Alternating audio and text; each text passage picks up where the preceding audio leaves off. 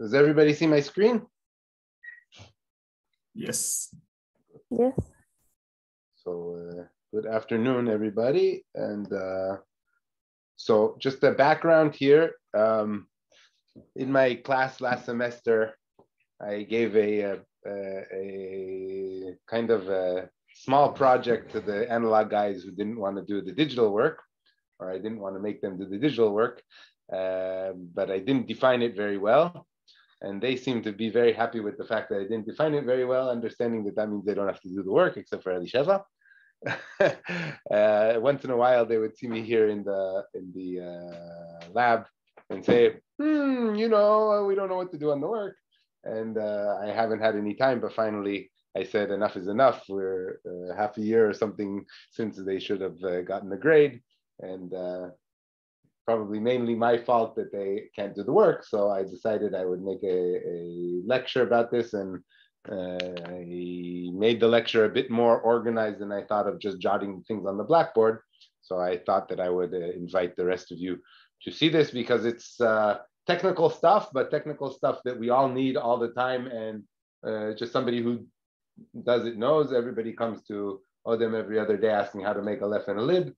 And different things that we're going to talk about. So I tried to put at least highlights, some things I go down into the nitty gritty on this, but it's very important. So a bunch of the kind of background about this is that when we make a chip from like a completely custom chip, what we call an analog on top. In other words, we're doing all the work in Virtuoso. Then we learn in our different circuit courses and in our digital lab and in Yossi's analog labs, we know how to do the layout and run the LVS and go and stick the IOs in there by hand and so forth, and get something we can send to the foundry for tape out. But if we want anything a bit more complex or a bit more sophisticated, or just to save a lot of time of going and pulling wires by hand, then it's much better to do a digital on top. And of course, with Leo 1, which Esteban was a big part of, we had our first, it's now the Leo platform, or the Popenix platform tape out. And we had a lot of these custom blocks that were integrated in a digital on top chip. We had done it before several times in NX, but it was not as large a scale going across all the groups here that we're putting things on. Slava worked overtime with each and every one of the people who were giving custom blocks and trying to get what he needs for integration. Slava's our backend guy, for those who don't know.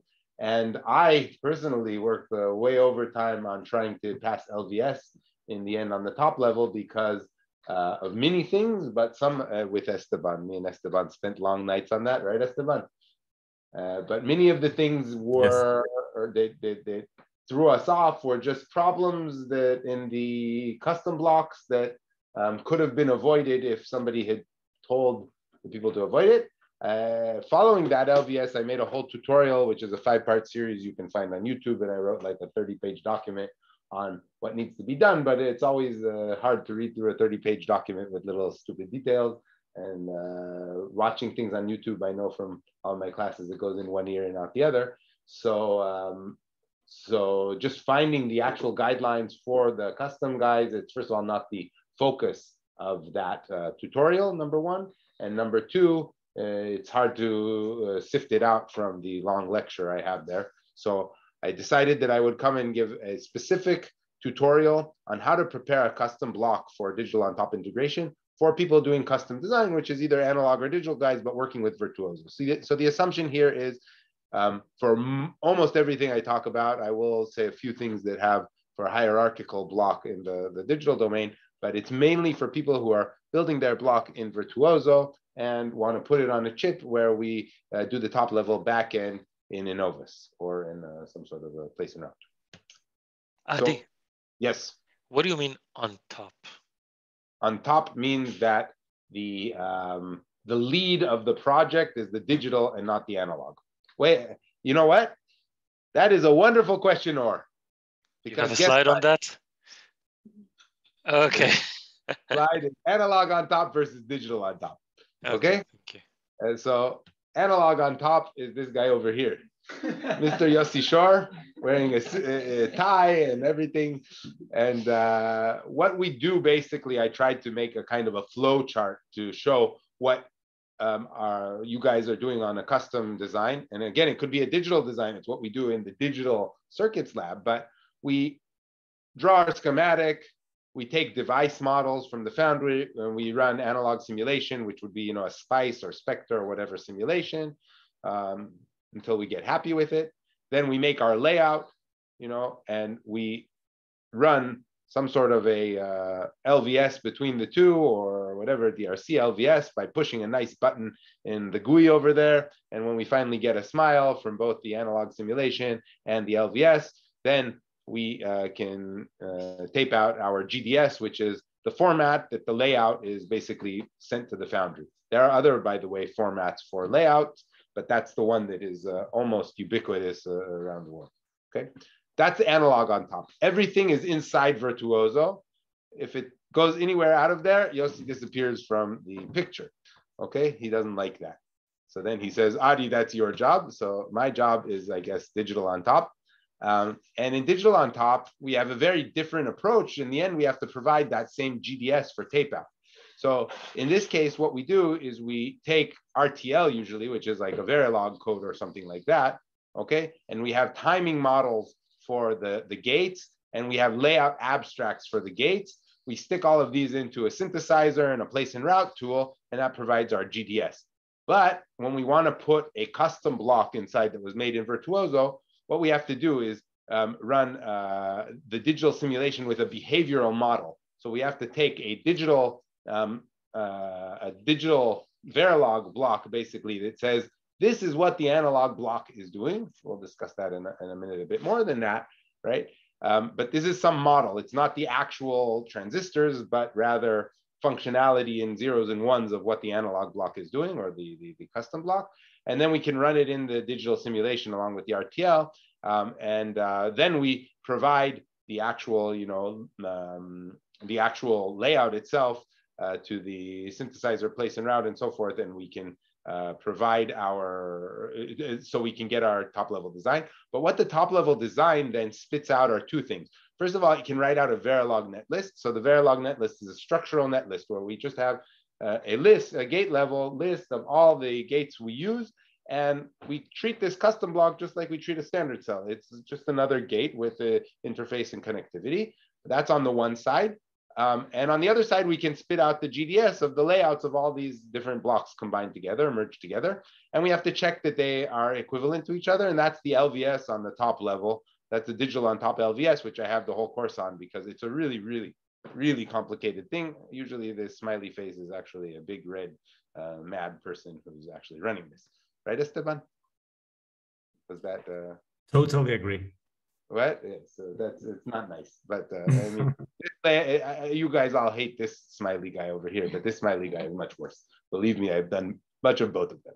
Okay, so so that being said, this is the difference between analog on top and versus digital on top. So this, I assume that people who are doing custom design know how to do. I would say it's easy, though it obviously isn't, but at least the flow is kind of inside Virtuoso. And this is where we have to actually do our schematic and layout and so forth inside Virtuoso, but then we have to pass it over to Slava or somebody to do the integration in the digital domain.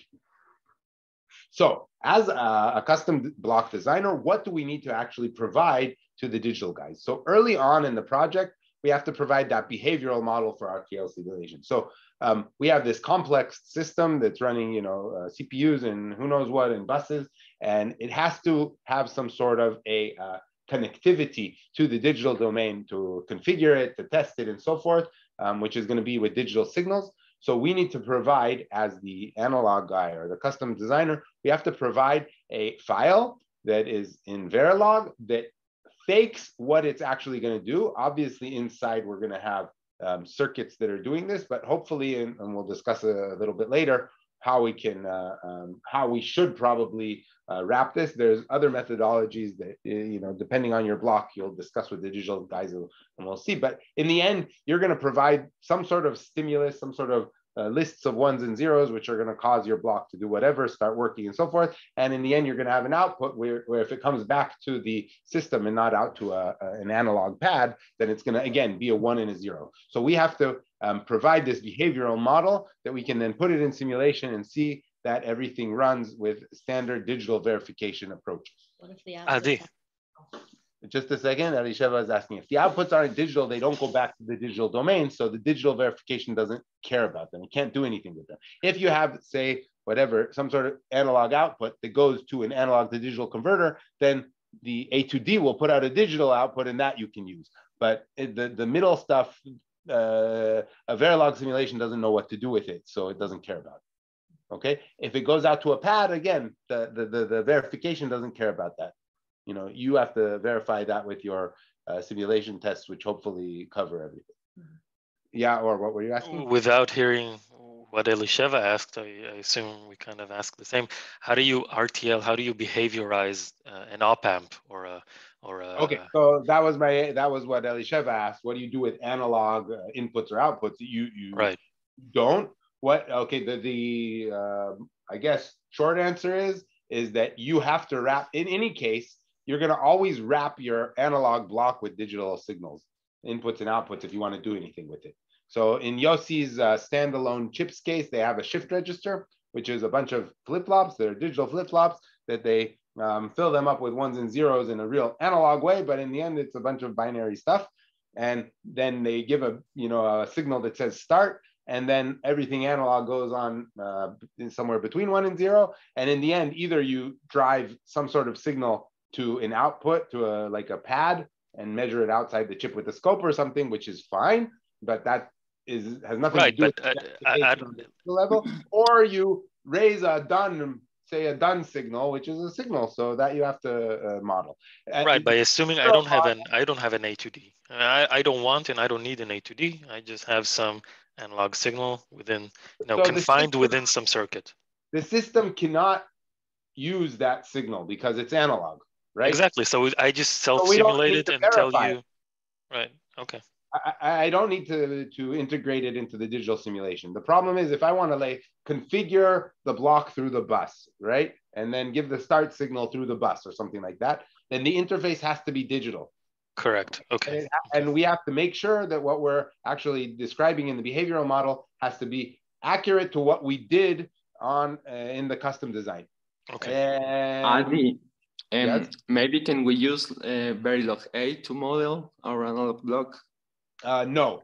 Verilog 8, again, we have to provide as custom designers a clean digital interface. Okay?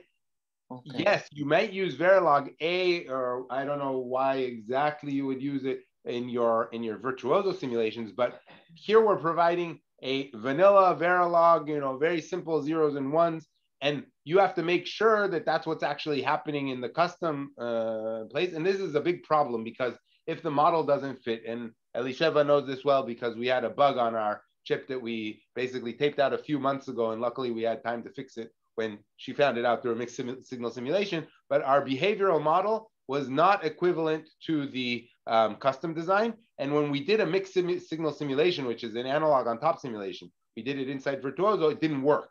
And when we dug deep down, we saw there was an extra clock cycle of sampling that did not appear in the behavioral model. And therefore, everything worked fine at the RTL level, but the RTL that we were providing was not equivalent to what was actually in the chip.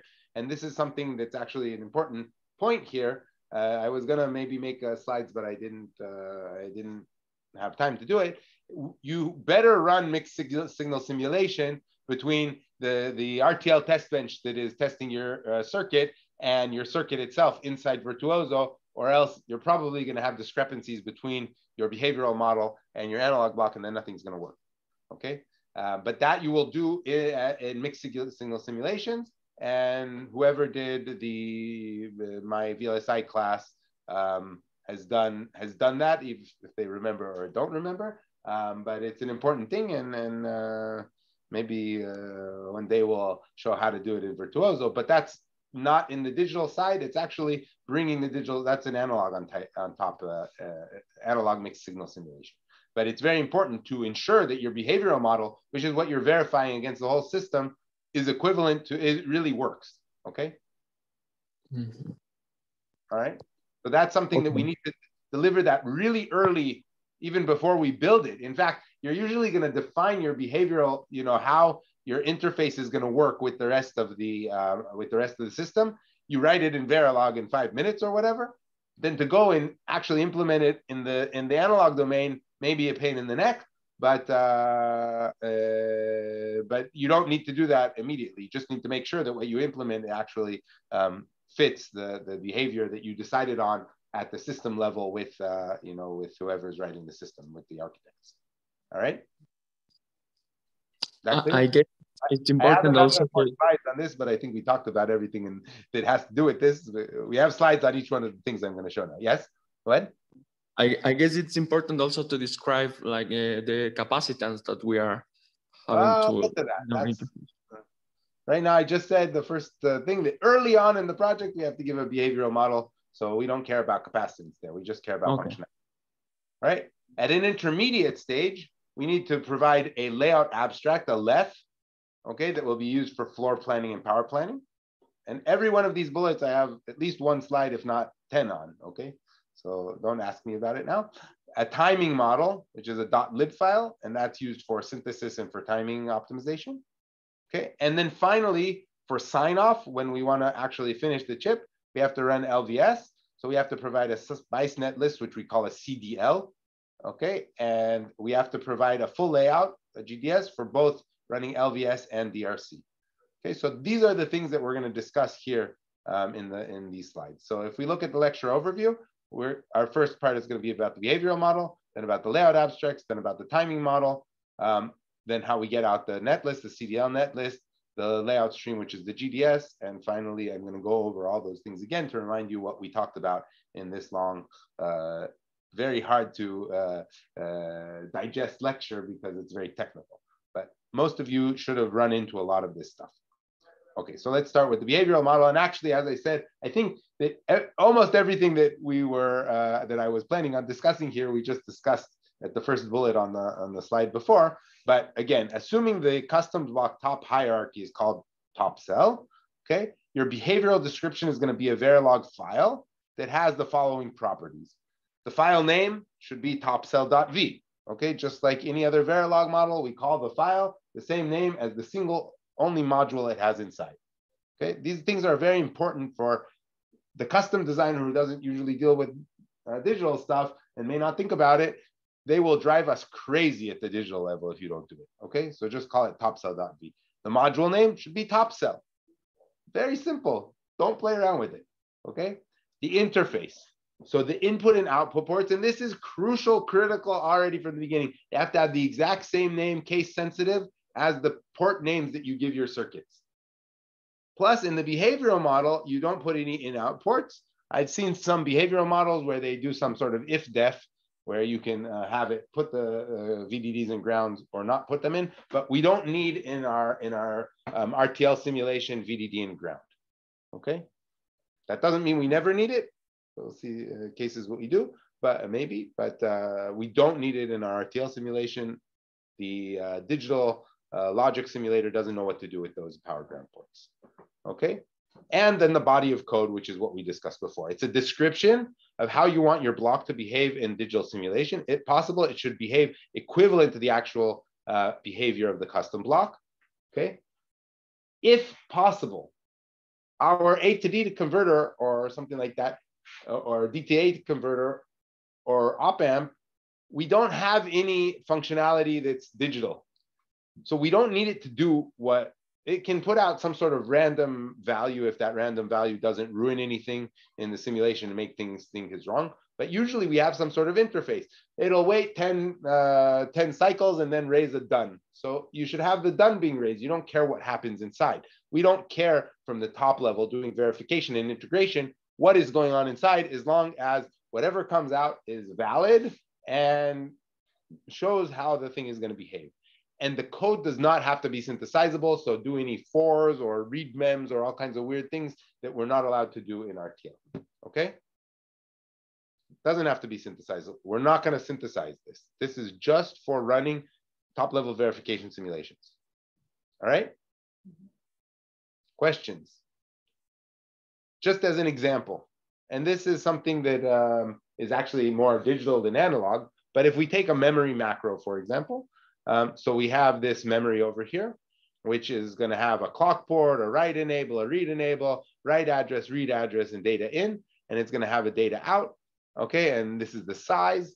So what we're going to do is we're going to write, you know, the name here that I took from Yossi Greenblatt is EDRAM WPS. So we're going to have a file called, this file is going to be saved as EDRAM WPS.v. Okay, it's going to have the interface is going to be equivalent to what we have in the interface in our top level in Virtuoso. Okay, and then inside, instead of having, you know, the crazy circuit stuff that Elisheva made inside, right? It's going to have always a pos edge clock.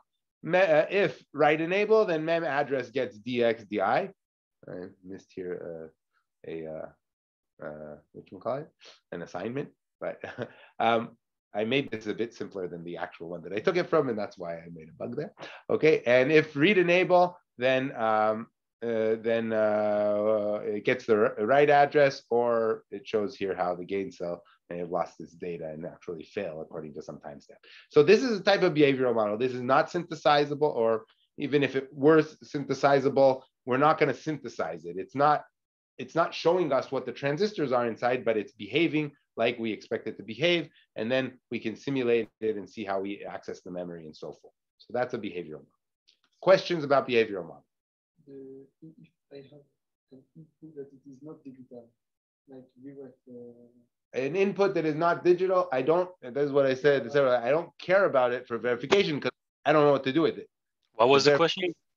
The same thing you asked before. If there's an input that's not digital, that it's an analog input, it's external to it. I don't care about it. It's just like VDD and ground that I don't give into you. Okay? So maybe I can have only output. Only an output, then it doesn't connect to the system. No, that it's connected to the system. Output, digital output. Maybe my blocks that I... So what is going to stimulate it? When is it going to, let's say you have a done at your output. What's going to make it start? Just all of a sudden we're running a simulation and you have some random timestamp that says, when we reach this, Ray is done. Okay, maybe that's a functionality, but it doesn't mean anything. If I have an ADC, yes. Okay, so I get an analog input. Yes, and after... No, but you will have something that says that the input is valid or sample now or some sort of thing. So you might have configurations and you don't care what you're outputting. Maybe you put inside randomize an output and stick that on the digital output. I don't care what it does as long as what it does is valid. Okay. All right. So again, sorry, I got a question. What if in this example of the memory macro, or any macro, if you want, I guess that you always want a controller, right? So that should be digital in the behavioral model. So if you have a digital controller, why not just provide the RTL of the digital controller? Okay, okay. Moreover, let's give a situation like, I'll try to make some sort of a situation over here. Let's say we have a module that has in it some sort of a controller. This is digital controller. And then here's the macro. Mm-hmm. This is actually how Elisheva's block works, right? This is analog. This is custom, okay? We can provide this interface to the top level, and we don't even need to tell anything about this, okay? But this is a completely digital block. So we can just rip out this RTL, not provide these inputs and outputs at all, and have this. This is what you did, right, Elisheva, with your DFT circuit. Yeah. So everything is verified in Virtuoso inside this thing, but what is provided outside is just the digital interface that's actually written in RTL. That makes it much more, you have much more confidence that the digital model is equivalent to the actual thing, because it's actually synthesized logic inside, so it has to be equivalent. Yeah, sure. Okay. Yes. Okay. So that was the easy part of the lecture. The next parts are hard. Or they're more detailed. They're not harder. They're more detailed with syntax and who knows what. Not syntax, more like forms. You guys are analog guys. You don't have syntax, right? Okay.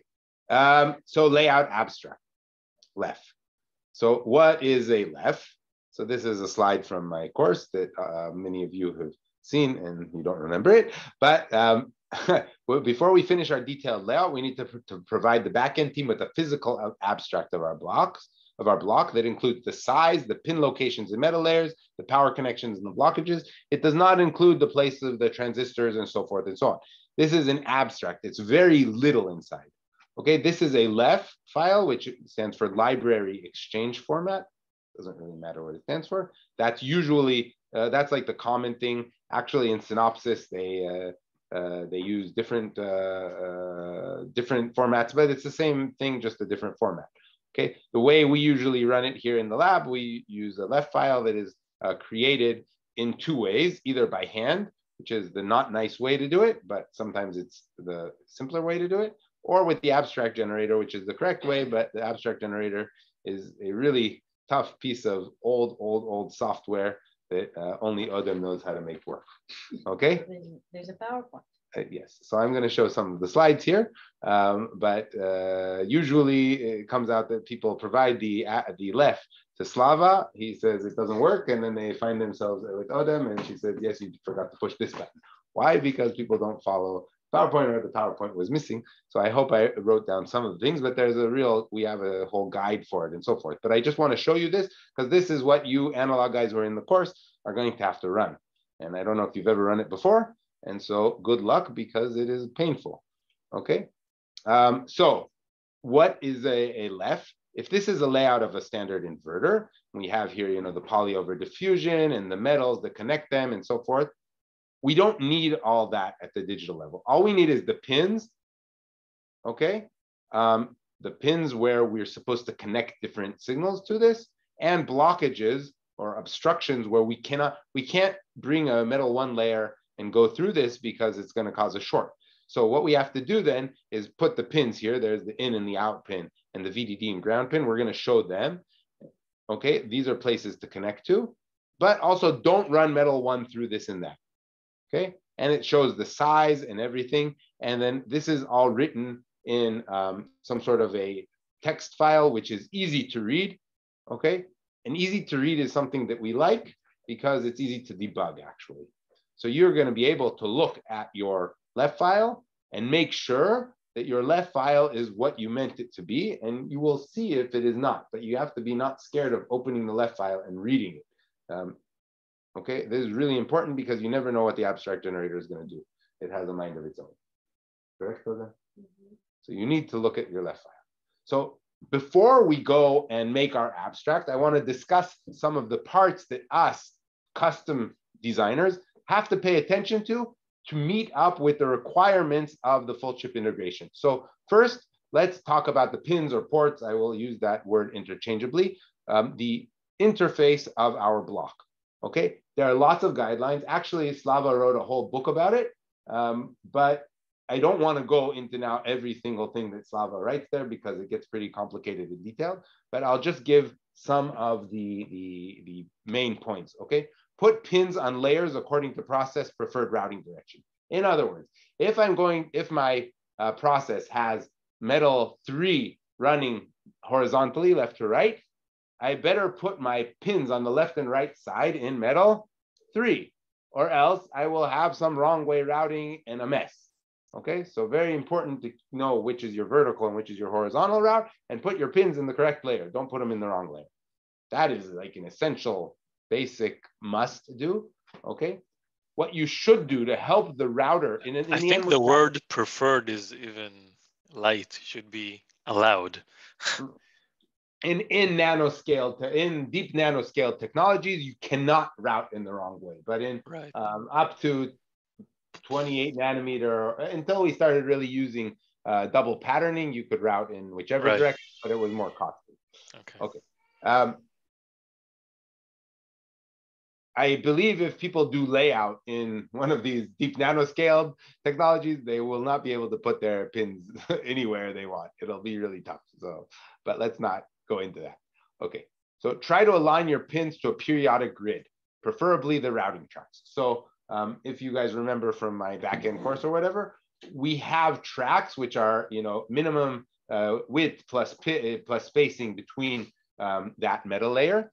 Okay, and usually we take our design and from some sort of point, we start putting those places where we want to route the metal layers. So if we put our pin right on the middle of the track, it's going to be really easy for the router to connect to it. If we put it a bit to the left or a bit to the right, it's going to be a mess. So try to put it on the track and make some periodicity between them so they have, you know, some sort of a good way to connect basically from the router. It will help. How do you put it on the track? First of all, no? Yes, but first of all, I'll give you a hint in a minute how to do it really well. But second of all, you have to talk to the backend guy, and you can probably even, I imagine that you can display tracks in one way or another inside Virtuoso, depending on the PDK, or you can draw them for yourself with some sort of like a label. It's just a pitch, right? It just depends on the starting point. You don't know where the starting point Okay, but that's okay. You can shift a little bit to the left and the right when you put the design in the floor plan, right? As long as the periodicity is the right one. Okay. Try to separate ports by at least one empty track. So have enough spacing between here, and even two is better, so the router can go and connect to each other without causing some spacing violation. Okay. And pins, and this is really trivial, but somehow Odin can tell you that everybody comes to her and she also gets yelled at by Slava because it's not checked, or somehow the abstract generator doesn't do it, or I don't know what. Make sure that the pins reach the edge of the macro. Okay, we cannot connect to it if they don't reach the edge of the macro. And the reason is because we're going to do something that is against what we have in the booklet. We are going to use cover blockage with no pin cutouts. What does that mean? That in our left, and we'll see this in a minute, we're going to say we don't, you know, our macro uses metal 3, okay? Because it goes up to metal 6. So metal 3 is one of the layers it's used. We do not want the router to go and we'll go and take metal 3 through it because it's going to cause some sort of short. So what we could do is we could tell the abstract generator, go and make detailed layers, and it would make those obstructions as we saw up here. Like here we had these different obstructions on metal 1 for the standard cell, but that's going to be a huge left. It's going to take a long time for the machine to process it every time it wants to do something. And if it sees the router is really smart, it's going to say, I can just route through here or something like that. It's going to do crazy stuff, which if there's some sort of mistake, is going to cause a short. These are things that have happened many times before, so I'm not making that up. So instead of that, what Slava's guideline is, and it's very correct, just put one big blockage on the whole thing. Do not route in metal 3. But if we have the pins here in metal 3 and they're touching the edge, then we don't get a DRC violation when the router comes and touches. There's a thing called pin cutouts, which means that it will make a cutout around the pin to not have all kinds of minimum spacing violations. And the tools go nuts with it. So don't do pin cutouts. We used to do pin cutouts. We stopped. Just have it as a cover blockage with no pin cutouts. We'll see how to do that. Yes. I don't completely understand. Why does it have to be on the edge? Why can't it be just above it, somewhere in the middle, and you're just routing down from again, some upper layer? We have a whole bunch. First of all, we do this at a much earlier stage than the final GDS. Second of all, we have a whole bunch of stuff. We're using all the metal area inside here, right? We're using this stuff. Okay, so you completely use everything. I don't know if I completely do, but I say, listen, router, don't come in here. This is a no-fly zone. Stay away. Okay. I do whatever I want here. You don't need to know about what's going on here. Just don't route over here. This is mine. Okay. Okay. This is for signal pins. For VDD and ground pins, it's not the same. I think I have a slide on that in a second. Okay. Power ground pins should be fully detailed and wide enough for a via to be dropped. So power ground pins are pins, VDD and VSS, that we're going to connect to in as many places as possible. All the signal pins we connect in one place. And don't be like Roman and try to make multiple connections, because that's going to cause lots of trouble. Okay, we're going to connect in one place to this signal, and it doesn't have to be a very robust connection, because this is going to go into some sort of gate. It's not providing, you know, a current, it's just providing a voltage. And so it doesn't matter that it's like a small connection. Power and ground are providing current. They need to have low IR drop. They need to connect in many places. So we want to actually show, have wide and good power connections in many places. They're wide enough to drop vias and to connect to. And we'll see in a second how we can do this, okay? Those are kind of guidelines. Okay. On the top layer with only power, provide pin cutouts or entirely remove the blockage. So often what we'll do, let's say we have some sort of a block that gets up to metal 5, and we want to have a power grid on metal 6. So we can put our power grid there and have the router go with metal 7 over it and drop vias down there. So don't use the cover blockage, because then it'll have problems connecting to it. There, provide the detailed, so it sees exactly the power pin up there. Or just provide pin cutout so it has enough spacing to drop. I know that that doesn't make much sense, but we'll see in a second how to do it. And it's just a guideline. If you do it, you'll see what we mean. So my animation didn't work well here, but okay. So this is more details on the power grid. We need a robust power delivery network for preventing IR drop in electromigration. That's really, really, really important, okay? Somehow students don't seem to think about that. We provided a little pin that provides VDD, great. No, you're gonna have, at the other side of the macro, you're gonna have something very different than VDD. Plus you can get electromigration problems because you have current and so forth going through. A rule of thumb is 10% of the routing resources should be for power. We need a lot of power. You want as much power as possible, okay? There are two ways to do this primarily. One is what we call a mesh, and that's a power grid. We have vertical layers going this way and horizontal layers going this way. And then we can go down into our transistors, you know, with one or more vias. We often have these types of stripes in several metal layers and so forth. That's a mesh. The other one is a ring, where we put a ring of VDD and ground around the macro, okay? Are these, you know, can they not be complementary to each other, or do they not work together? And the answer is yes, they work together usually. If you put a ring, you're still going to have a mesh that's going to be providing your signal if you want a good IR drop. What the ring does is it helps provide connections to VDD and ground. We can connect from any side many times to VDD and ground, right?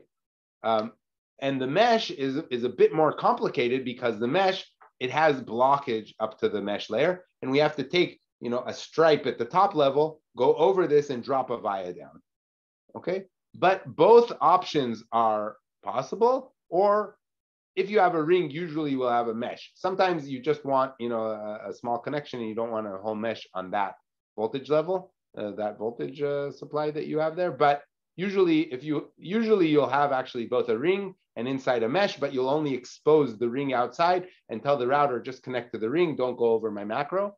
But if you want something a bit better, it would be better to take the higher layer, go over the macro and drop vias onto many pins that are on the top.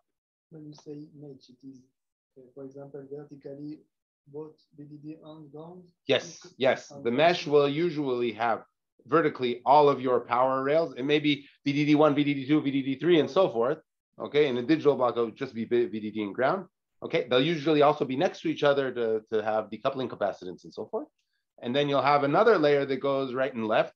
And you might do your mesh in metal 7 and metal 6, and then have another one in metal 2 and metal 3. So you can connect well to the you know, metal 1 that's actually connected to the transistors themselves. But this is something that you have to decide, and it depends on what you have in your layout, how much resources you actually have to do. Okay. But the ring makes it, just like the ring makes it easy for the outside world to connect to us. Yes. What you're showing in the mesh, just I don't understand. You're saying one layer is for one supply and a different layer for. No. They'll be next to each other. This is what David asked right now. They'll be next to each other. So you'll have a VDD next to it or ground. In fact, that's really good for decoupling capacitance. Right. Okay. Very well. No, I thought I misunderstood. Expose all of your power rails at the top. So then I can go over with above that, drop a via down. And Okay. the decision of how often to connect to the mesh is a top level decision? It will do it pretty much as it can, providing that you provided wide enough things according to DRCs and so forth. It'll try to put as many vias as it can. And with the ring, so it depends. I mean, you got to make one of the things that we do after we floor plan, we look and we see, is there a robust connection to the ring? It's something that Slava goes over and looks at really closely with after running the add stripes type of a command. Okay, yeah. The mesh is connected with vias, like yes. You put as many vias as possible where you can. So these have, you know, the horizontal and the vertical, and everywhere where there's a connection, you put an array of vias. 4, 6, 4, 9, whatever vias. What? The width of the... So again, as much as you can give, but at least the size of one via plus overlap. Better to have an array. So 4 vias, 9 vias, 16 vias, and then that would cause the width of the mesh, but it's what you can deal with. Okay, it's worth talking to the backend leader to see what the power grid is going to be like on the top level. It's almost essential. Sometimes we don't think about it, but this is something that we should do together, because if you can provide, you know, your mesh at a certain way so it fits in with the top level power grid, it will connect better. There is rules how the width of the metals. So there isn't a rule. As I said, it has to be big enough so you can drop a via. But you want it to be, in general, power connections you want to have as wide as possible to be able to provide as little resistance, right? As much current as possible, and not have IR drop, not have EM problems. So there's no rule. A rule of thumb is 10% of routing resources in general for like a digital power. But in your analog block, you should make a simulation with the extraction and see that when you're providing power at this and this and this place, you don't have IR drop inside, or else your thing's not going to work. Okay. It's harder to do that at a digital level, even though we have tools for doing that too. Okay, other things, make sure that you provide antenna information in your left. So if you guys remember what antenna rules are, Elisheva doesn't remember what antenna rules are, and that's very bad. Antenna rules are some sort of ratio between the size of your metal layer and the gate, the size of the area of the gate that's underneath, that when we fabricate, we're going to have a charge build up in the metal layer while we're making the metal, and it's going to look for a place to discharge to, and it will burn out gates. This is there's a DRC rule file that checks that we don't have antenna rules. The router checks this too, but the router doesn't know anything at the gate level, at the transistor level that's going on underneath the left, right? The left is just metal. We need to see that we have a ratio with the gate. So the left has antenna rules that we'll also see in a minute when we show how to do it actually. It's something that's trivial. It's a button in the abstract generator that no one seems to press for some unknown reason, probably because it doesn't appear in the tutorial. If the buttons aren't pressed, then Ramiro, are you there? Yeah. Comes to tape out after working on a block for a year, and everything is full of antenna violations, and we almost have a chip that doesn't work, correct? Yeah, I remember, yeah. So it's just a button to press. Make sure you have these things that say antenna blah, blah, blah inside the left. Okay? Prepare yourself for metal fill. So this is an important thing for analog guys. There are density rules that you never pay attention to in DRC. The density rules are in general, but it gets more complex at more advanced nodes. Between 30 to 70% of each layer from OD through gate through poly up to the top has to be covered by metal, by the OD and poly, whatever. Anyway, what we do at the top level, at the end of our, before sign off, we run a script, a DRC file actually, that goes and looks and sees, aha, we don't have at least 30%, boom, throw some dummy layers in there. Those dummy layers are not always good for an analog design, number one. Number two, even for a digital design, they cause them coupling capacitance. In fact, from what I understand, at like 3 nanometers, it's horrendous, and they'll change the timing. For analog guys, they will often, and it's not always accepted, ask for a waiver where we don't want to put dummy fill because it's going to ruin our analog block. There are layers in the layout. You have to figure out what they are for your PDK, but something like dummy fill or something like that, or fill blockage that you put in an area where you do not want the tool to put metal fill. Number two, if you really want to be safe, you should run the metal fill yourself and do post layout simulation with the metal fill, so you know that you are not going to be changed by the top level metal fill, or else we're going to put the metal fill there because we have to in order to pass, you know, DRC without those density rules. You can run metal fill through Virtuoso. Metal fill is DRC, so it's through Caliber or Shura or whatever it's called nowadays, or those But types you don't really need metal fill for your particular block. So again, we take the flat GDS, we don't care what's underneath it. We run a script, it says, listen, you're missing metal here, stick a dummy metal there. We merge the GDSs and boom. It doesn't change the functionality because these are just floating layers. They're not connected to any signals. Okay, but they do have an effect because there's coupling capacitance and maybe they can bring noise into our analog block or something like that. So you don't necessarily want that metal fill. Plus, if we want to be able to like look at the chip in a microscope and so forth, we won't see anything once there's metal fill. So sometimes we want to block it just for our purposes of taking a picture or doing some sort of probing or something like that. So you can't just choose not to block the analog areas? Yes. There's a layer. You draw a rectangle that's called metal block and metal one, metal block and dummy block and metal two. And then the tool will not put it there.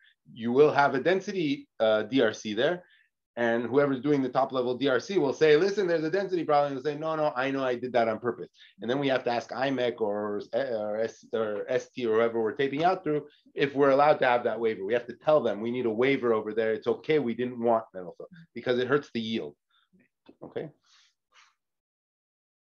And a third thing that's just a small thing, but we've run into it quite often. If you're using non-standard voltages, this can cause all kinds of weird DRC problems.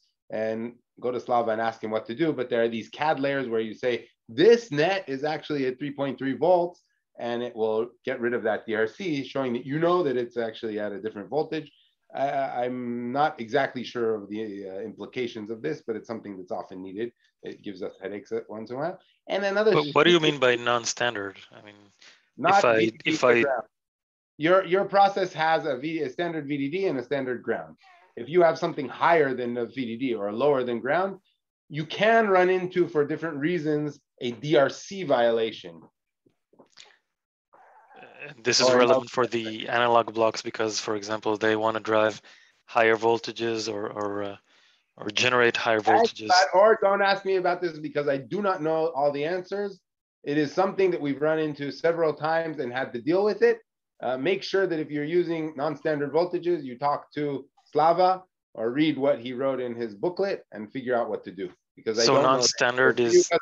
I haven't had to do this personally, and so therefore I don't know the answer. Okay, so just in general, non-standard is anything above your supply, your digital supply, or yes. Okay. Usually the DRC tool won't know about it, but sometimes it does for some reason, and then it causes trouble. Okay, and gives you a weird violation that you can't understand until you ask Slav. And he says, I ran into that before, and the way we fixed it was putting this weird layer that says this is a high voltage. Okay, make sure, there's a stupid thing, make sure your origin is at 0, 0. If you guys know or not, in Virtuoso, there's a button, edit, move origin or something like that. Sometimes you start drawing from the middle and not at 0, 0. Make sure it's at 0, 0 or else everything goes haywire. And you have a PR boundary. That's usually that purple kind of layer. You have edit, change PR boundary, or you can just show the PR boundary in the LSW, the layer selection window, and resize it so it is actually the actual size of your thing. If not, it is going to cause problems in the top level. We are going to place your thing not where it should be placed, and we're going to have the left is not going to be with the GDS. And believe me, I had with Asaf Feldman horrible problems with that in Leo 1. It took us days to figure out, and it was just because of a wrong PR boundary. Remember what's a PR? Place and route. Just PNR. Remember that? anyway, it's going to cause all kinds of problems with weld taps and all kinds of. Okay, so now we're going to go into the nitty gritty of using the abstract generator. I'm going to go over this fast because you guys aren't going to remember it. We'll take the slides and you'll do it for your homework. Okay, so you run abstract at the command line. Okay, do not run it from inside Virtuoso. 20 years ago, it did not work. And they told me at Cadence, don't use it, it doesn't work. And this tool has not changed since well before I started my undergrad, okay? So don't run it. There is a way to start it from inside Virtuoso. I will put $1 million that they have not changed that it does work. So run it by running abstract, okay? It has a 5-step flow. Yeah. Yes, you write in the terminal, you write abstract and it loads this GUI, okay? The GUI has these weird buttons over here, okay? They're over here, it says what they are, which are basically 5 stages. I didn't put anything on the second button because we don't use it. They're import library, import logical, pin derivation, shape extraction, and abstract generation. I'll go over what that means. It's kind of important to understand what the flow is. As with most CAD tools and stuff, these things are not made for humans. They're made for weirdos who drew them or who wrote them up. So just listen to me and don't ask why, because it's horrendous, okay? When you do it, you can export the left. Odem, correct me if I'm wrong and anything I'm cursing out right now. You have to run the abstract from the same workspace where your library appears. All the students follow on this page. Okay. To open. What? And it should be open. Yeah, and the Virtuoso needs to be open in the background because then you can't import your library. Okay, we should probably add that to the slides because those are important points. Okay. What is the command line? Abstract. Don't worry, don't remember this by heart. Take the slides, take the tutorial and follow it, okay? Phoenix, is it QRun abstract? QRun, yeah. In Linux, you have to run from QRun. Okay, so the first stage is import library, and that's the first button over here on that command line, okay? So what you're gonna do is you're gonna go and choose your Virtuoso library where you are developing your layout, okay? Then import logical. So import logical means that you're gonna tell the tool what the names of the interface are, what the names of the pins are. And for that, you need either a Verilog netlist file or a .lib file that has the same names. Remember before I said in the behavioral model, the same names as your circuit ports, okay? Guess what? You can use the same file. Yay. So make sure that you have this file prepared already, okay? Real easy. It loads into the thing and then it thinks about it and it tells you you have 100 pins or whatever. Okay, and that brings us to the third stage. So that was very easy. It's just really hard to understand from the documentation. Right? The third stage is pins. So now Sean will yell at everybody that we do not in NX teach or use pins correctly. Okay, we should have, for every place that we want to connect to the outside world, we should have a pin with create pin. It's Control P in Virtuoso. Make a pin. That is not the same as the thing that passes LVS. That we need a label, okay? From what I understand, from what I remember, and this is always confusing, Control P should be with the Metal 1 drawing layer, not the Metal 1 pin layer, and the label should be in the Metal 1 pin layer. But in some of the companies who make the PDKs, it's the opposite. The pin layer is something that is internal to the Cadence tools or whatever, but it's really important to do our connectivity to like our ADXL or whatever, or schematic Excel, so we can actually see the connectivity and make sure that we're LVS aware while we're doing our layout. Since we teach in our courses to do all these kinds of flat designs, which you're not supposed to do, instead of generate from source and so forth, then somehow the students learn never to do this. And then what happens is when you actually make the abstract, it has no clue what your pins are because you don't have create pins in all the right places. You should make create pins, okay? Go back to everything you learned in layout. And remember, when you want to make a port outside in your layout, you should put a pin there and a label on top of it. The label should be in the pin layer. The pin should be in the drawing layer, okay? That's for layout. That doesn't have anything to do actually with what I'm talking about, other than the fact that if you do that, automatically the abstract generator should see where all your pins are and understand everything about it, and your left should be great. But since we don't do it, you have to use this extract pin shapes tool based on layers. And that is this weird type of UI over here, where Odem took a screenshot. It shows you the explanation of how to write the stuff in here. But it basically says that the M5 pin layer, which is where we put the label on top of the area, it connects to, it is shorted to the M5 drawing layer. Okay, and if we put that, then where it has a pin in M5, it's going to go and see what that is connected to and understand what the rectangle of the pin is. Okay, I don't know if you understood that or not, but that's how it works. Okay. This is the worst tool I've ever seen. Again, this is made at least 20 years ago, and it has not been changed or touched since then, but it is clearly not the worst tool I have ever seen. We actually know how to use this one, or at least Odin does. Okay, you also have to name all the power and ground layers in here, labels in here. Okay, and then you run this thing, you go start or okay or whatever, and it will create a view inside our library in Virtuoso. It's called abstract.pin. You should open this. It's a layout that will only show the pins, and you want to make sure that it caught every single pin and shows the shapes and so forth. You want to look at it, go over it, and make sure it works. All right. If you did the create pins, you shouldn't have to run through this. You should just press OK, and it should create your abstract.pin correctly. I don't even know if it makes an abstract.pin in that case. All right. So that is one stage. Then you go to the extract stage. That's the next button over here somewhere. Okay. That's not extracting the pins. It's extracting the shapes under the pins or something like that.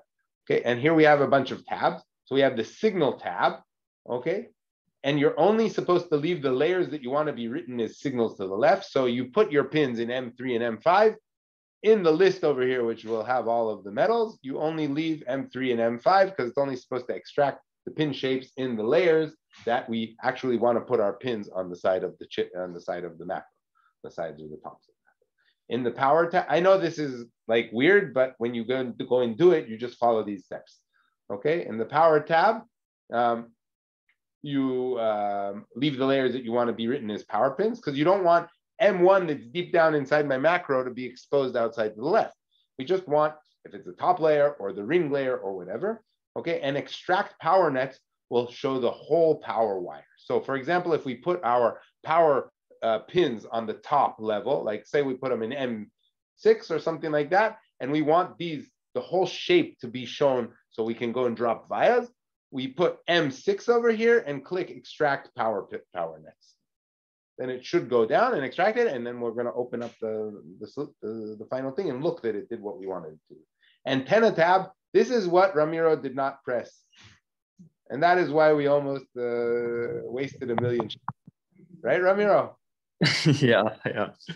Never know this. Why? I believe because in the tutorial, we didn't say check these things. And by default, of course, Cadence decided it should be unchecked or something like that. Okay, and after that, we run it, and we're going to get another view inside our library that's called abstract.x.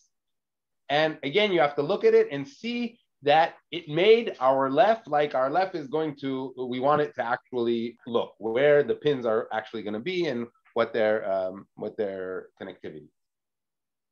But that's not the end. We have the abstract stage. Again, I don't exactly understand why they have all these stages, but they do. There is a tab called Adjust. And in the Adjust tab, there is a button called Create Boundary Pins. So you have it for signals and for power. You're only going to want to press it for signals and uncheck it for power because this will put pins only on the boundary of the macro and not internally. For power, we want them to be internally exposed. Okay. Then we have the blockage tab, and that is, the question here is what we want to block. And I mentioned before, we want cover blockage. So as you see here, we choose cover in this thing for each of the metal layers we want to block with one rectangle in our left that says this is all blocked. Do not select pin cutout, except for a top layer where we want to expose the pins. Okay. In our old tutorials, which we still use, it says do select this. The new decision is do not select this. right? Or then we should update that in the tutorial. Okay. And after we run this, we get finally a third view in our library, which is called abstract. Okay. And now this is what's going to be actually written out in text to the left. So this is the most important one. But if the pins and the X don't work, then you're going to get junk over here. So you have to look and see that the pins reach the edges, and you have to see that the blockages are all over the place and so forth like that. You can turn on the blockages in Virtuoso with object blockages, routing blockages. Go over this with your eyes and you'll see it. Okay. Didn't we also want the M4, like if M4 is the power, do we want it detailed? Yes, we do. Well, the pin cutouts will make it detailed, I believe. But I don't know. The cover to detail. So maybe you do. Maybe you That's I think what Slava said, Yeah, is that you do. You should. It's better to do detailed instead of cover if you want to expose the power grid on top. There's also rings, I think. No? Anyway, you kind of have to play around this until your picture at the end gets what you actually wanted it to be. Okay. Now you export the left file with file export left, and you open up the file and make sure that you have everything as expected. So you can see here, it should say the name of your macro. It should say class block. The size should be the correct size. The origin should be at 0, 0. And then you should look at your pins and see that, and this is very readable, that they're in the layers that you wanted. You should see very simple blockages. Okay, that you have antenna information. So here you see antenna blah, blah, blah over here. These types of things being said here means good. We have antenna information. If they don't appear, not good. Okay, so in the OBS, which is the blockages, you should see the very few rectangles, because it's cover blockages, not like thousands and thousands of rectangles showing what you're, okay. So that was using the abstract generator. And that's what you're going to do for, first of all, your final left. And you can do it for your initial left, but it's a pain in the neck to do it for your initial left, because you have to go, and I have a lot of pins, hundreds of pins or whatever. I have to go and make my layout at a very early stage, draw my PR boundary, then draw my pins. I don't have a layout yet, but I have to decide and draw where my power is. That's a lot of work actually to do. And so a way to do it, and this is for sure correct for a digital block, for a custom block, it could be a shortcut, but you need to do more than what it says here.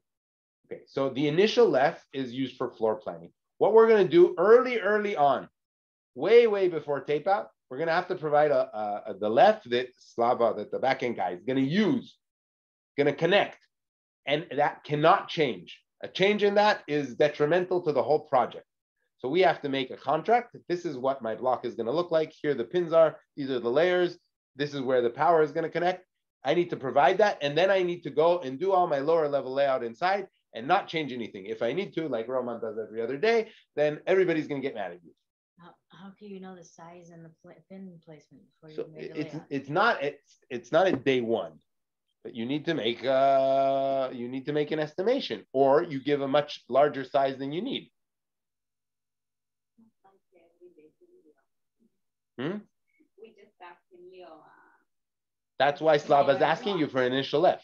He says it's okay if it's like 50% wrong. So he doesn't do the final route, but it's a lot. There's a lot of work to make the floor plan. He has to move things around and so forth. Okay, but at least it has all the pins. At least it has something. Okay, when do you have left freeze? That's maybe a bit later stage, but you need an initial left that at least has all the pins, and it has some power connection, and it has a basic size. And maybe later on you'll freeze it, and from there we don't move on. Something like that.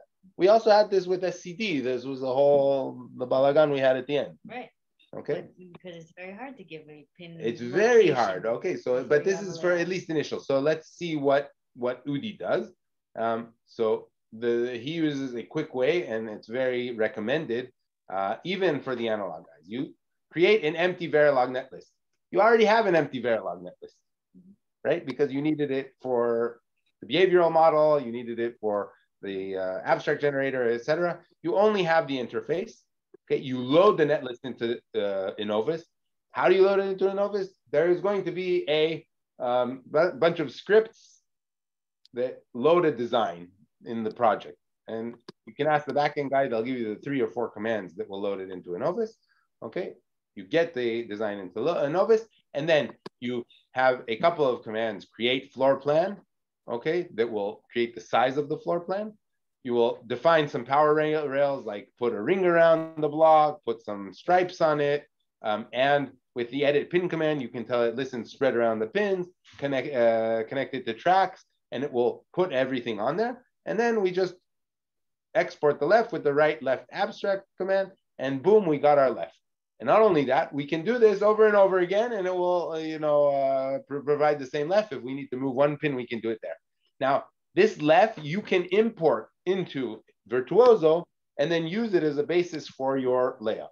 So there's a file import left, and it will import it. You might have to provide things like mapping files and so forth. But that's a really quick way to do this left, which could have taken you, days to make. Can you use the Excel to create the pins, the Excel that we use in DVD? That is for IOs. Okay. But you could, in Mini, you could make your own script or do it with the Novus commands. Okay, that's for IOs specifically. Maybe Slava could make you a modification, but I don't think you need it. Okay? All right, everybody, questions, because we finished talking about lefts. It creates the power grid from metal 1 to the last. Whatever you tell it. But you actually don't really care. You don't need the metal 1 power grid necessarily, but you can tell it, add stripes and so forth. And again, the backend guy can help you with commands to make a power grid. You can even use the power grid from the top level. So you get the exact same power grid. And you can also just put a ring around and then not expose the power grid to the top level. Okay? Okay. So now we're at the third part, and even though we're running out of time, but we'll continue until we get tired, I guess, or something like that. So lib files, the timing model. What is a lib file? So digital on top flow is based on static timing analysis.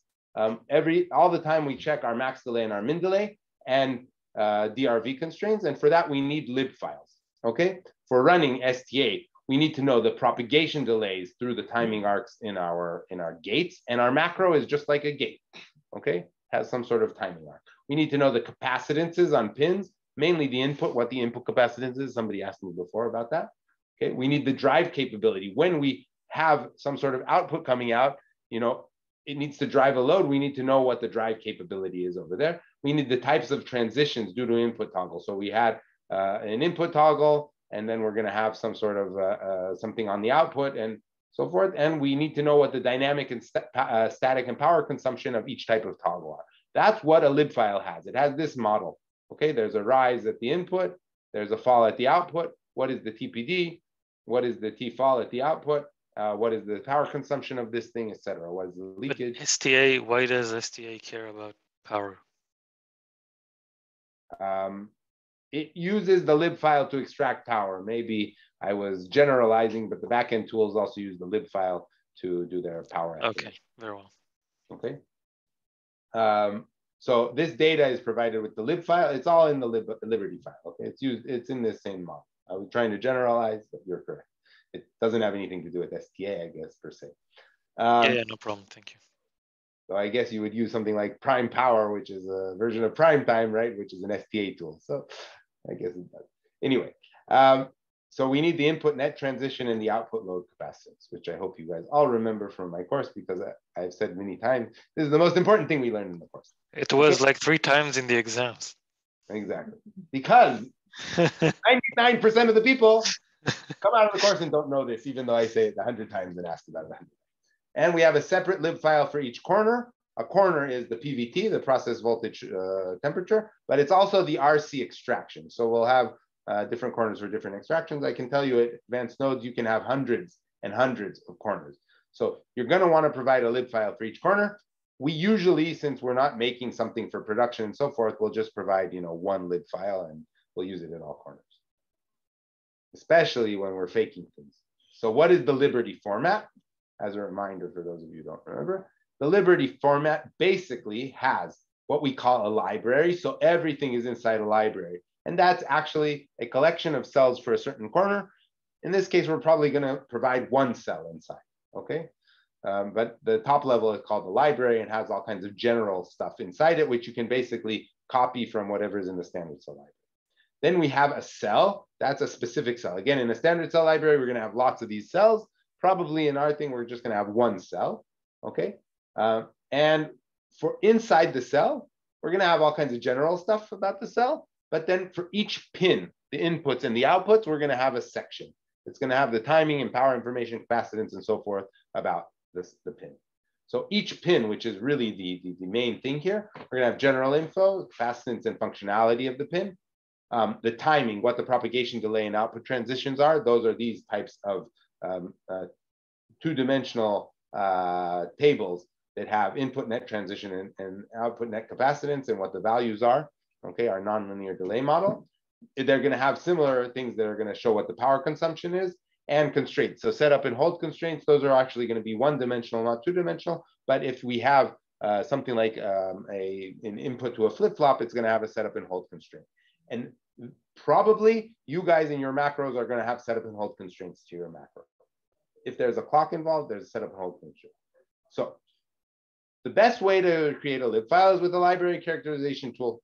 Cadence Liberate is what we use in our courses. That's what we have a nice flow for.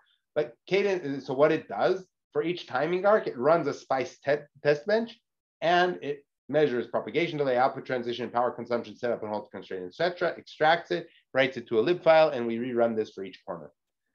That's nice. Liberate is great for standard cells. So you give it a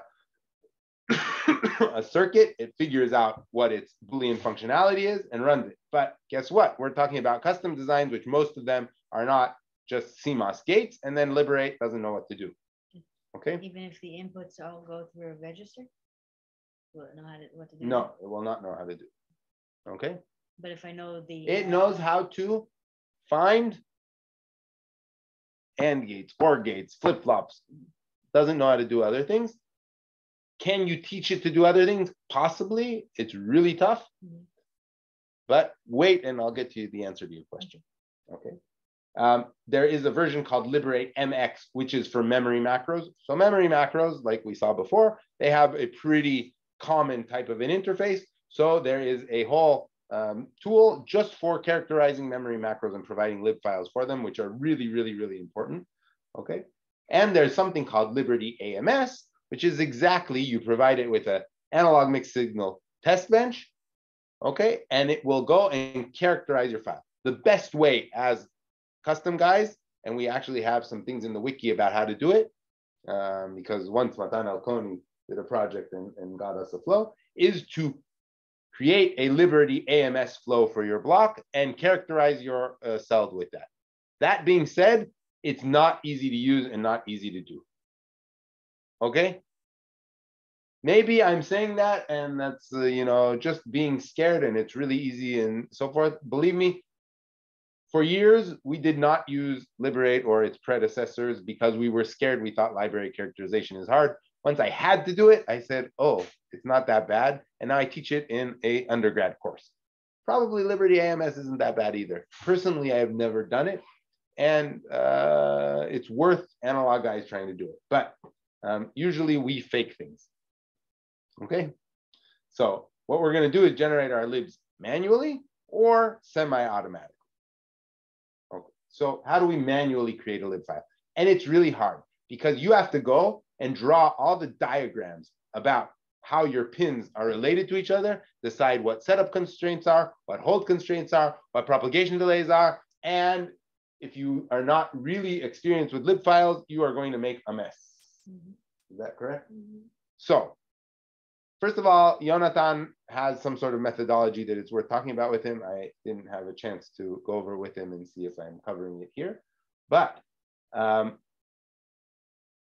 so what we do usually, and this is the way that I suggest that all of your macros are built, unless Jonathan has a way to do it with some static pins.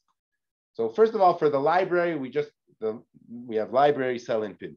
We copy the general parts from the standard cell library. We don't need all of them, but they're just usually a whole bunch of like general information. Okay. Then for the cell, this is again to take it manually, write a text file. All right. For the cell name has to be equivalent to the one in Virtuoso, just like the module name. And we manually fill in the area and copy other fields from the standard cell library. So the area we measure and the other things we can copy from what they have in similar to the standard cell library. And power information, there are these PG pin fields, which say what the name of power is, ground, maybe you have mini powers, mini grounds, etc. Okay. Those are just copying really easy. Input pins. Each input pin, you have to measure the input capacitance and write what it is. That is very important to have, and it's not that hard. Your extraction will tell you what the input capacitance is, okay? But you measure it and put for your input capacitance of the pin is some number. If you have a final layout, this is all. Okay, here at the initial time, you can just put anything there. It doesn't really matter, okay? If your input pin has setup and hold constraints, you have to measure them and provide a table, and that is tough. But it's super important, or else you're going to have setup and hold problems. Okay? And for output pins, usually it's not as big a problem, but you are going to write timing arcs for each output pin. That's usually less of a problem. Usually the problem is the setup and hold constraints. How to define them, how to measure them, how to extract them. It is mind-boggling. Usually, unless you have somebody who's really experienced at it, it's going to be hard to set up these simulations. Okay? You have to measure these and generate tables that include delay, transition, and power. You can do it again 1 point or something if we're just doing something that we want to work. Basically, we don't care exactly how we optimize the time. So that's really hard. Okay, but that's what we need to do. We need to provide a legitimate lib file, or else we cannot integrate our block with our static time analysis. Again, Jonathan has some methodologies to make all kinds of false paths and stuff that will make it a bit easier. But Udi has in general, I suggest using a methodology where we wrap our block with registers. It's a test block. We don't need it to be working at usually the most area efficient or timing efficient and so forth. And this will help us integrate it to the rest of our design. It will very, very, very much help us with it. Number one. Number two, we have a flow for automating it, which is even better than Udi set up. Okay. So what do? You surround your block with registers. Every input goes directly into a flip-flop. Every output comes directly from a flip-flop. Whatever is inside there is all taken care of in Virtuoso. But once we have the flip-flop at the input of the output, what do we know about setup and hold constraints and propagation delays? No, they're just the setup and hold constraints of the flip-flops and the time and the propagation delay. So we can copy the actual standard cell lib of the flip-flop from the standard cell library to there and just change the name to be the pin that we put it instead of. So our pin A now goes into a flip-flop, we copy the thing, and instead of calling it DFF or whatever, we call it pin A. From outside of my blocks. Okay, wait a second. I think, wait to ask the question because I have a few pictures. Okay, I don't want to answer that yet. Okay, so we can just copy the things. So let's see how we can semi-automate this, and I made a few pictures. Okay, so what we're going to do is take, again, for the fourth or something time I've said today, an interface-only block in Verilog. So we're going to have the Verilog with the inputs and outputs alone. But now we're going to have input and output sampling. So this is our block, right? We took our block. All the analog stuff is going on in here. The ins are connected to flip-flops. The outs are connected to flip-flops. And I think, David, this is what you're asking. We have a clock pin, one clock pin, that goes and clocks all these flip-flops. It may do other things inside your block too. I don't know. I don't care what's going on here. All I see is this and this. These buffer the whole design from the rest of the world. Good? Okay. If we did that, we write our Verilog as this. We don't care what's going on inside. That's buffered. It's decoupled from the digital domain. So we can just write out the lib file with an automatic command from Innovus. Okay, so this is our block. That's using the regular liberate? No, not in Liberate, in Innovus. In Innovus. just a second. Look at the solution. I actually showed an example. So this is module my block. It has, out 1, out 2, out 3, in 1, 2, in 3, clock, reset, VDD, and VSS. Okay. And we just put here flip-flops from the library, instantiated flip-flops, connected them to clock, to in 1, in 2, in 3. We just put a wire here that's connected between them. It doesn't matter what it does internally. So this will actually be connected to our analog block, but this is a dummy, okay? And we connect our reset too if we want to have them resettable. And the outputs, again, they're connected to clock. I just connected them to some wire so it wouldn't be a floating input, okay? And have them connected to out 1, out 2, out 3. Adi, didn't you say we don't need in-outs? We must not use in-outs at the beginning? I didn't say anything about in-outs. Where do we have? Functional, you said you don't need the VDD and VSS in-outs. VDD and VSS. In Innovus, we do need the power and ground. Okay, you have them in your lib file. Okay. Okay. For simulation, you don't need them. For place and route, you do need them. This is like a net list that already has, as instantiated standard cells and so forth. Okay. Or else you won't have VDD and VSS inside your lib file. Right. Okay. Okay. Maybe if we would use an external clock, it will be a setup for hold valuation. Wait. Okay. Be patient. Be patient. Okay. Okay. Then we load it into Innovus. It's real easy. We read the MMMC file for the technology, which you'll get from the backend team. We read the net list that we just wrote. Right in it, design. It will load all the standard cell libraries and so forth and make the net list.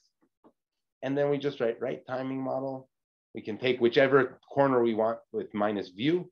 We have the corners defined, the views defined in the MMC, and we have a lib file. And the lib file, it's just a long list of flip-flops, which Odem you've been making by hand up till now, and which I yelled at Roman yesterday because he, despite getting this yesterday, he is doing it by hand, and I bet him that he's going to buy us all dinner because he's going to make a mistake. But this won't make a mistake, okay? What if I have, all my inputs go into registers, but my outputs, they don't need to be sampled. They're not as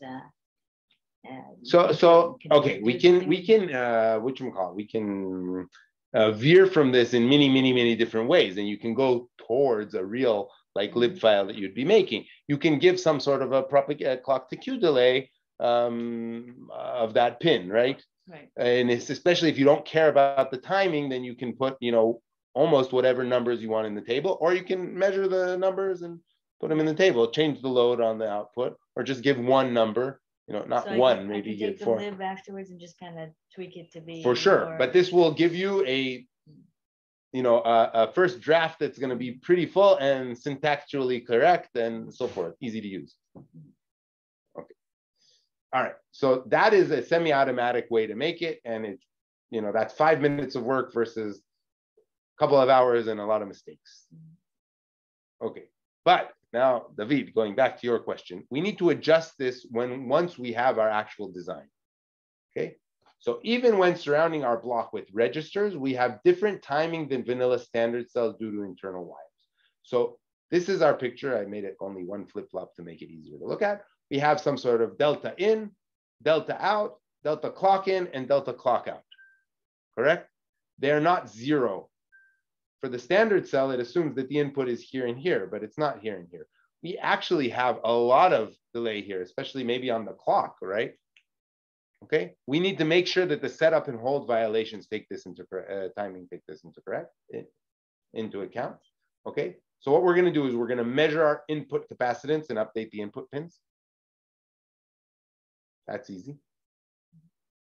Then we're going to measure the skew between the input, outputs, and clocks. So setup and hold delays are between the data and the clock. So we want to measure the skew. What is the skew? It's delta CI minus delta I. That's the input skew. For the outputs, we don't need the skew. We don't have setup and hold violations for them, but we have the propagation delay. This is actually added to the delay of the flip-flop. We had a clock to Q delay. Now we have a clock to Q delay. Okay, so we're going to measure. This should be this plus this. Sorry, that's a plus over there. Okay. Then what we're going to do is we're going to go to the pin. How do you measure that? What do you mean in simulation? On a wire? Run a simulation. You raise the clock. You see how long it takes to get to here, and then see how long it takes for this to get outside. And we spoke about it once. You can do that, you know them, but I don't know how to do that. That you actually see the difference in timing between the beginning of a wire and the end of a wire. But it's not a wire. It goes through buffers and it goes through a flip flop. And if you have extracted an extracted view, view, straight to the flip flop, then it'll be zero. No, but there's a wire there. Then you have an extracted view. You'll see what it is at the clock.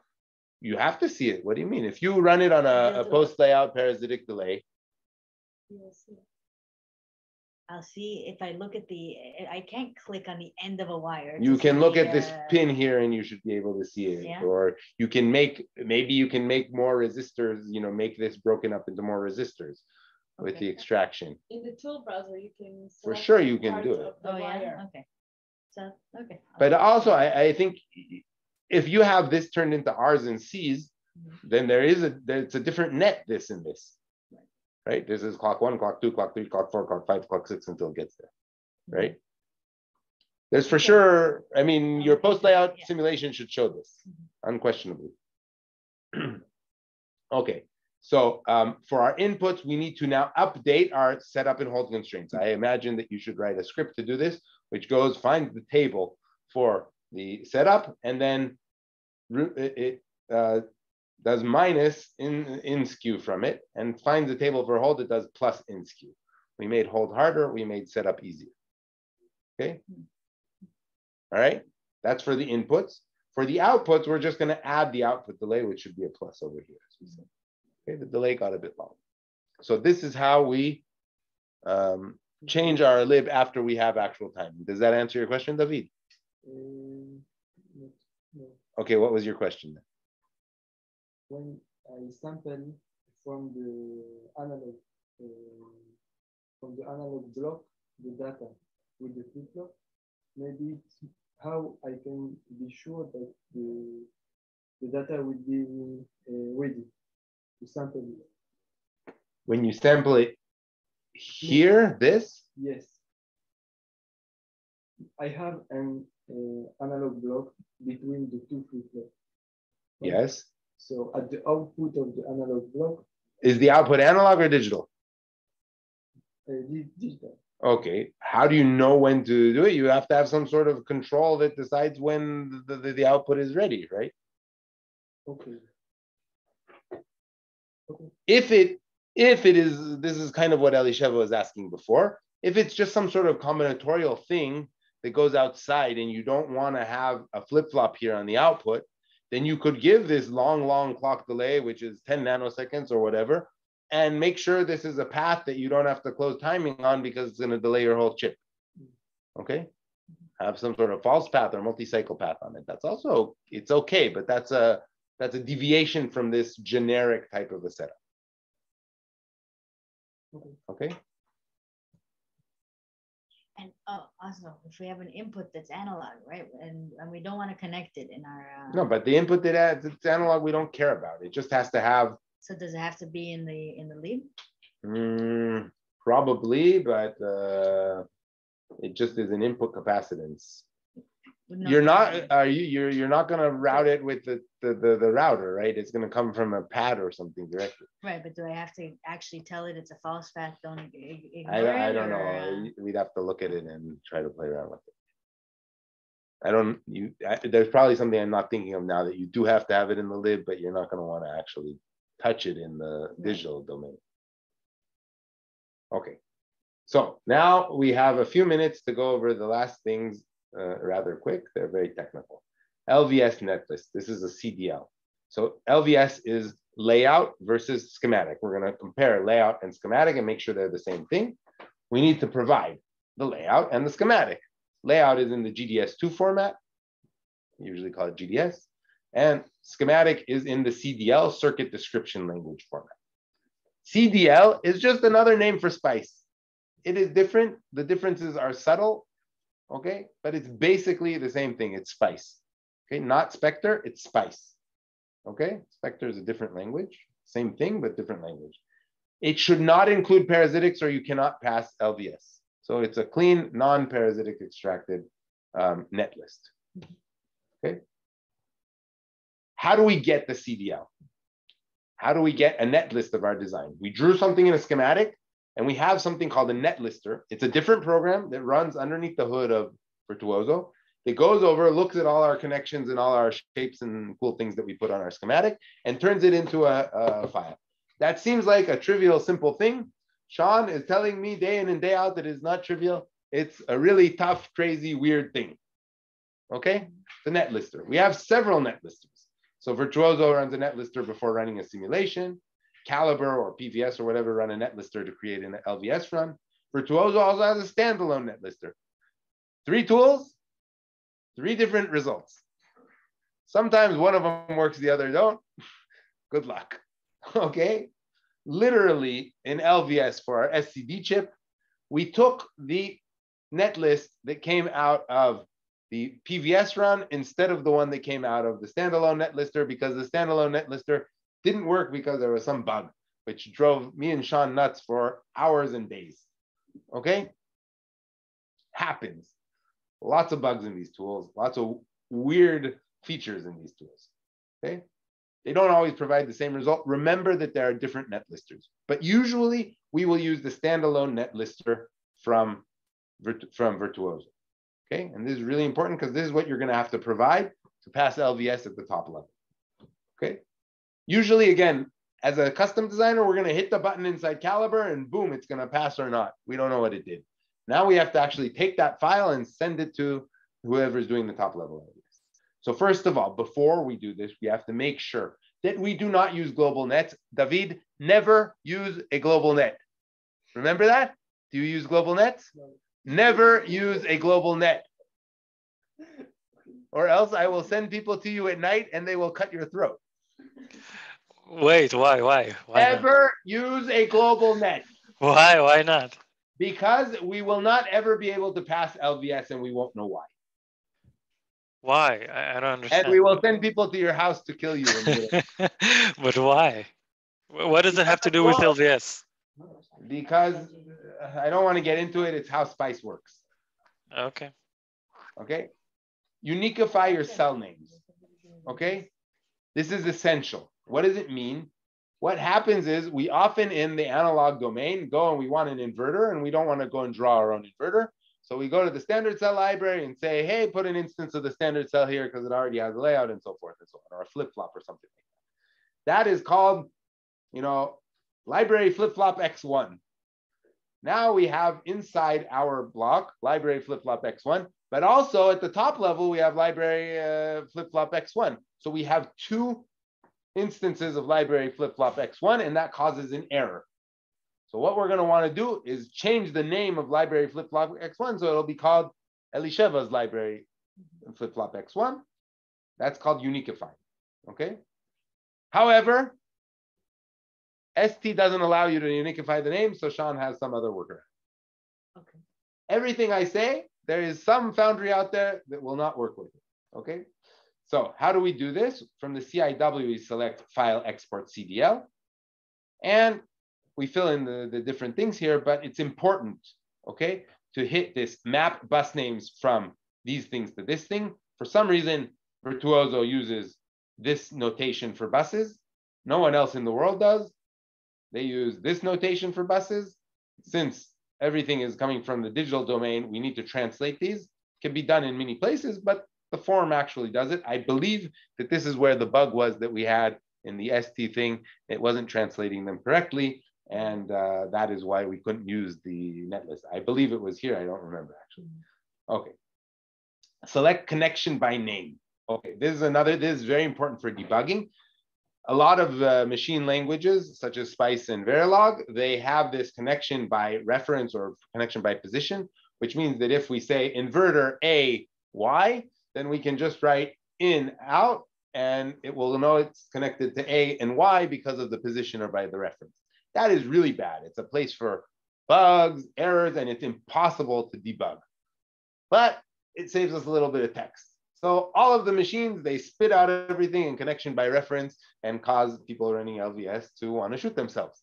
If you click this button, it makes something that makes a thing that's called $pins, which actually shows A equals in, Y equals out. And that makes life easier to look and see why things aren't working. So always click that, all right? And again, if something doesn't work like happened to us with SCD, you can also try the net list that comes out of a different tool. Maybe you'll have a better results. That was how to get a CDL, how to get a layout. The hardest thing for me when I first did the design was to find how I get a layout into or out of Virtuoso. Why? Because it is not called layout. It is not called GDS. It is called a stream.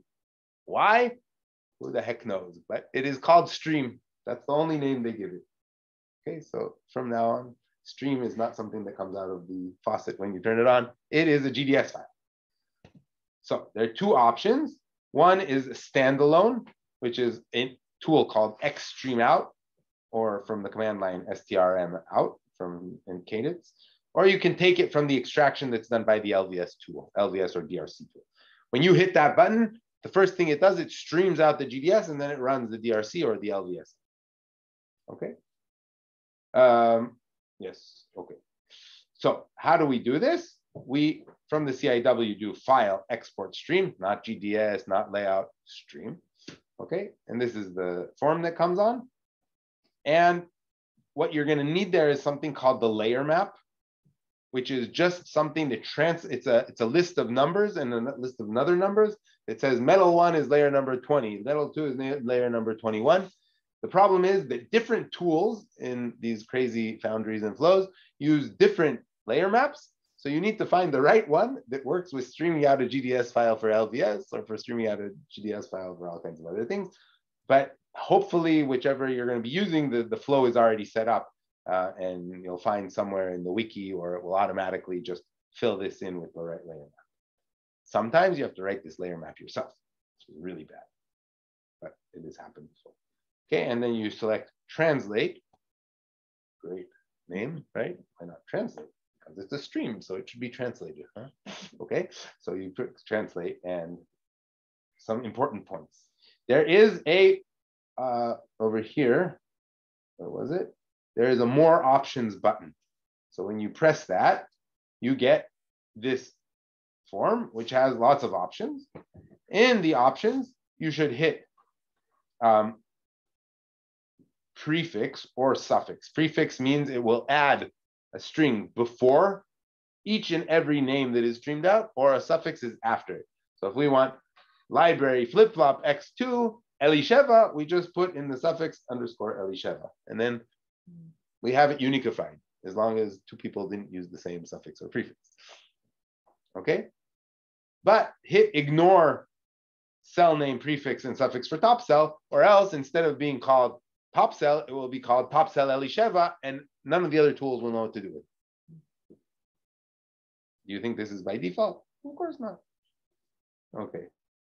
All of these things I'm telling you because they have caused me sleepless nights. Under mapping general, replace this with this. So there's this button. We turn everything into square brackets. Things should work. If we have one in square brackets, the other one not, they won't. That's the basics of stream. By the way, all of these things, you can find the command line that actually runs them. And then instead of opening these forms and clicking all these things every time, you can also usually load a template file, but you can just run it from command line and automate it and have a script that does all these things for you. It's much better. Finally, summary.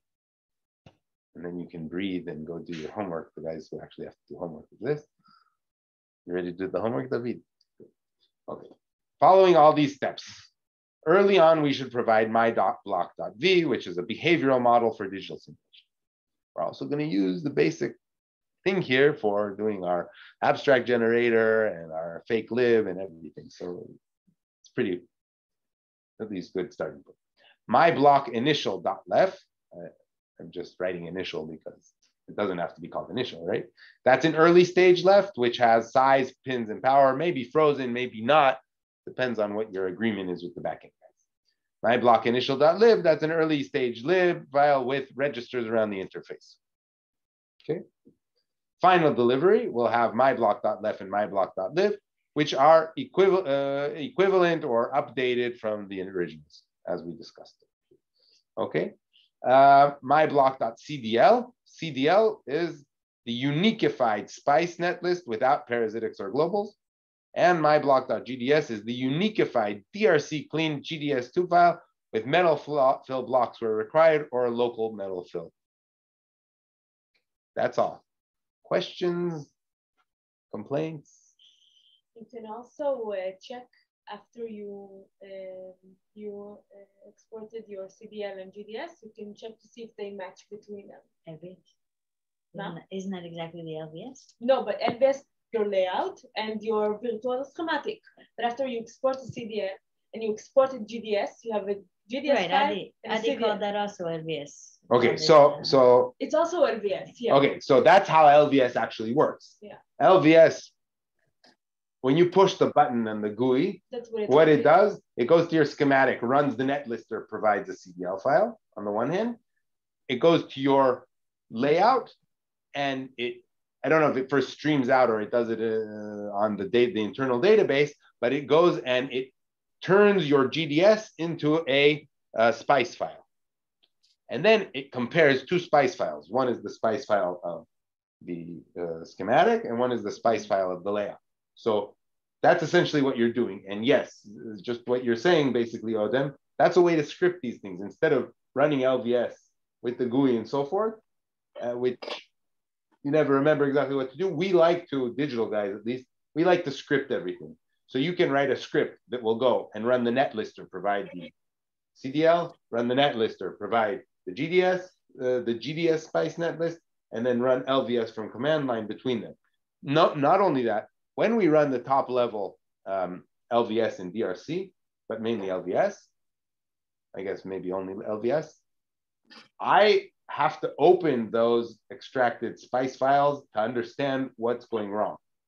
Because there are a lot of things you can find out with the net lister did this or that, or the analog guy didn't unify his file or whatever by looking at what the output is in a text way and finding out what's going on. But that's the other lesson. That's how to run LVS. So I'm not telling you guys how to run LVS. That's a different lecture. And that one's $5 or something. No, I think. Other questions? Adi, regarding the graphing with the flip-flops, the flip-flops needs to be included in our custom block, and I guess we need to optimize them to choose correctly the size.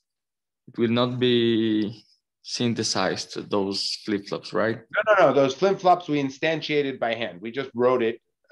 We wrote those, and we provided you. Okay, you could write an RTL, synthesize it to flip-flops, but it's pretty easy just to write those, just to write those flip-flops by hand. Yeah. Okay. Plus, in the end, you're in the analog block. You're going to be actually pressing I in Virtuoso in the layout and putting that cell in Virtuoso.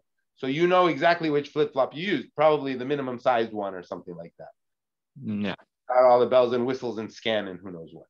So yeah. It should be the same one, or else your setup and hold constraints and stuff aren't going to be right. But in general, you're probably not going to have setup and hold problems due to if you use flip-flop A or flip-flop B, it'll probably be more due to the internal routing after, after you finish your layout, or not providing the right lib file.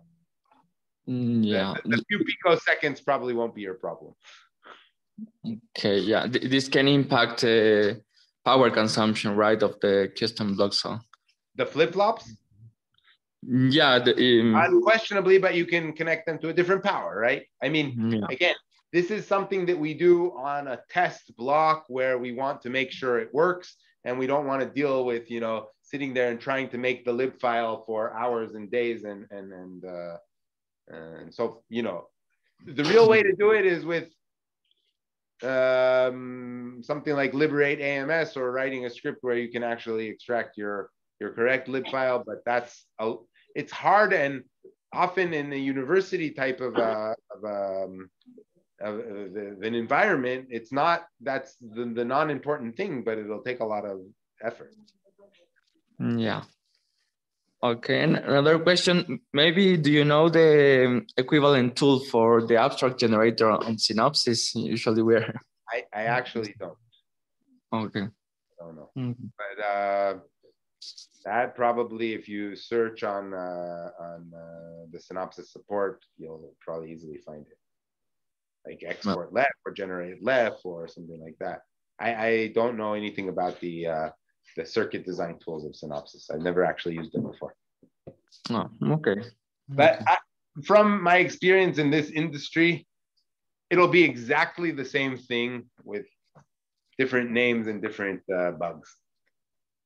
Yeah, we have used the Silicon Smart, which is equivalent for Liberate, and it was pretty similar. Yeah, I can tell you that Liberate was a big upgrade after having something called the Encounter Library Characterizer, which was a horrible tool. Liberate is a company that Cadence bought, and it's much better.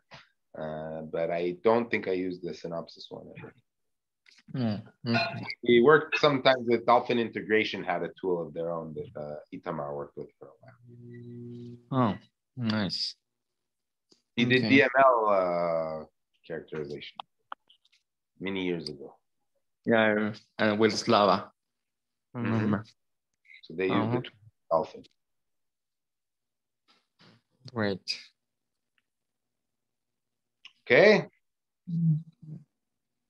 Was that tough to handle?